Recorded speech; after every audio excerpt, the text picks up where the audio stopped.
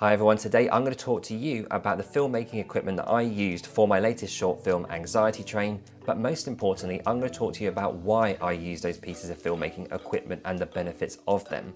That way, on your next smartphone filmmaking project, you're going to know the most important things you'll need and it'll benefit you the most. Let's get into it.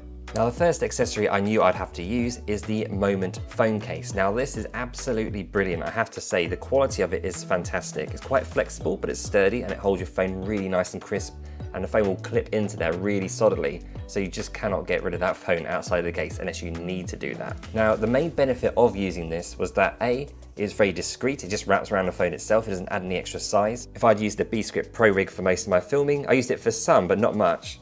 Because it's so big compared to just using a phone case, it will attract a lot of attention. And because I was filming in a very public place in London, in the city centre, this would really have attracted a heck of a lot of attention, particularly from like security guards and things like that. So I knew having something big and bulky wasn't going to work. So this, compared to this, no question, this wins hands down if you want something that's more discreet that you're going to be able to use lenses with. Now, the main benefit of using the Moment phone case was to use it with the Moment telephoto lens. This is the Moment 58mm telephoto lens. It is absolutely fantastic.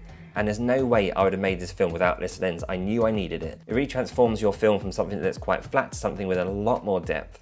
And it looks a bit more like a mirrorless camera or DSLR type of feel to it. So this is really, really high-end lens for your phone to get that extra bit of professional look to your films. It's from Moment, as I say. I'll put links in the description below to all the accessories that I'm talking about so you can check them out. I would not have made this film without this lens. It's so well built as well. It's quite heavy for what it is. It's a fairly big lens to have attached to your phone case and your phone.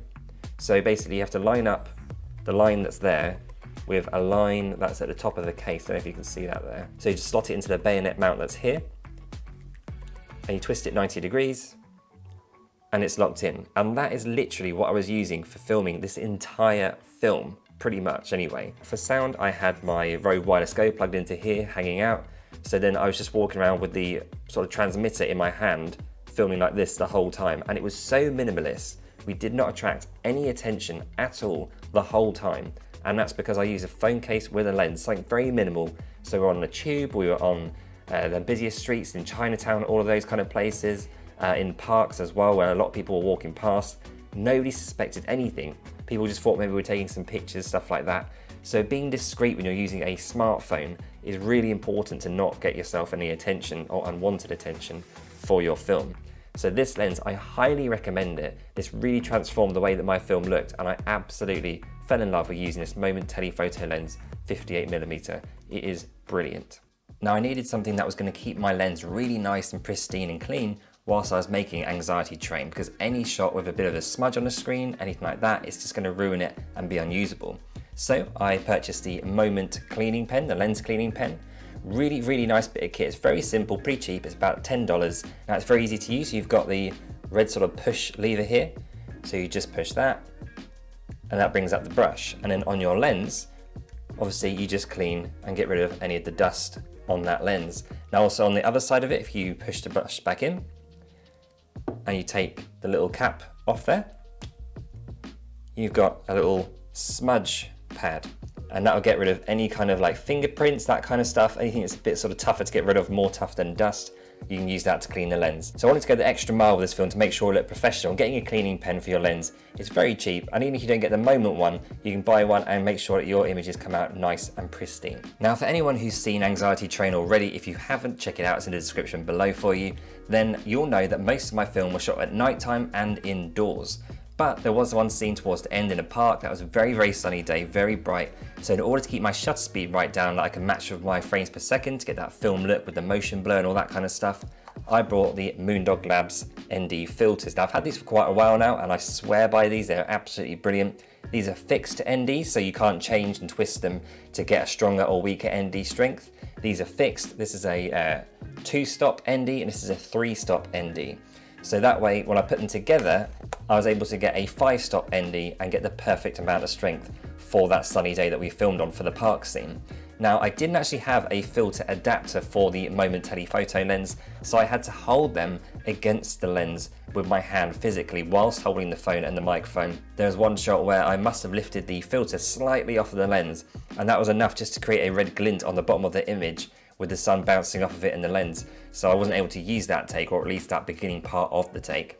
I did notice in the early stages of that shot, but I ended up closing it back against the lens to make sure that at least the second half of that take was usable. Needless to say, I am ordering a filter adapter for my telephoto lens very, very soon. Now, I think you guys are going to be really surprised at what I use to get the sound in my film. I use the Rode Wireless Go 1, so not the Rode Wireless Go 2 where you got 2 mics and 1 receiver.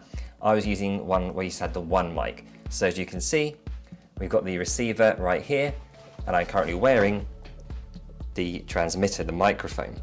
Now, this is pretty easy to use when you're just filming one person, but when you're using 2 people, or when you're filming 2 people rather, it's actually quite tricky because I had to keep doing an extra take of every shot so that I had the dialogue and good audio from each of the actors. So I would do, for example, a wide shot of actors talking together, and then I would do it again with the microphone placed on the second person. So I'd have it on person A and move it to person B for every single duologue scene. It did make filming a little bit longer than it should have done, but I was saving money and it worked really well in the end, and I had to adjust some audio levels in DaVinci Resolve afterwards. But by and large, I am really happy with how the Rode Wireless Go performed. It is excellent. It's got really good sound quality. The only thing I don't like is the windshield on it. This is the windshield, this little fluffy thing, and I absolutely hate it for the Rode Wireless Go 1. It's terrible, it doesn't fit on properly, it keeps falling off.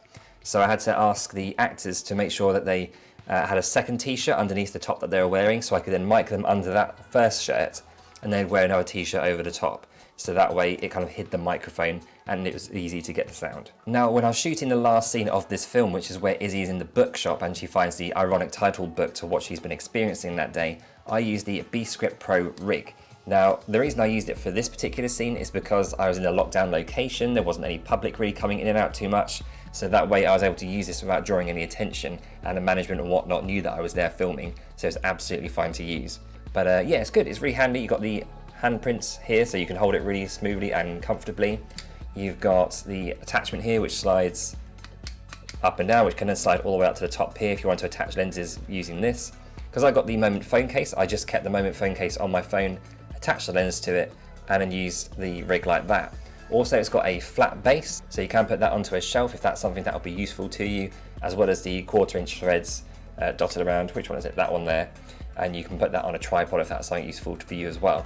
As well as the cold shoe mounts here, and a free one that you get with the rig, so you can attach a light, a microphone. I actually had my microphone for that scene attached here, so it's all in one rig, very easy, very comfortable and quick, which is the main thing as well, because we were really against the time on a lot of our shoot days. Now, I really want you to understand that I didn't use a gimbal at any point during this film. Everything was handheld, moving it around like that, literally going from location A to location B very, very quickly. I would say to the actors, okay, right, we're doing this scene, you're on this side of the street, you're gonna stay there, you're gonna have like the sort of almost a panic attack kind of situation, and then we're gonna move to this shot, move around, go up Chinatown, then we're on to the next scene.